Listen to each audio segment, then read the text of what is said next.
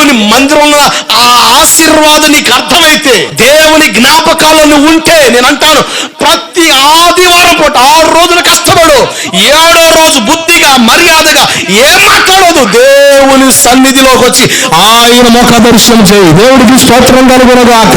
అంతా నీకు మేలే జరుగుద్ది. శుభ సూచకమైన ఆనవాళ్ళతో బయలుదేరుతావంతే. హల్లెలూయా. ఎదుర్కొంటావా నిన్ను. దేవుని సన్నిధి యొక్క ఆ విలువ, ఆ ప్రత్యక్షత అర్థం కావట్లేదు జనాలకి. ఎంత భాగ్యవంతులమండి మనం. నీ మధ్యలోని ఒక దేవుని సన్నిధి ఏర్పడింది. కొన్ని ప్రాంతాలు సువార్తకి వెళ్తా కదా దేవుని వాక్యం చెప్పడానికి, అన్న మా ప్రాంతంలో సరైన ప్రార్థన ఉండవన్న. మీ బంధువుల్లోని చాలా మంది నాకు చెప్పారు, అసలు గోవిందపురంలో ఎంత భాగ్యవంతులయ్యా, నెల ప్రార్థన జరుగుతాయంట కదండి.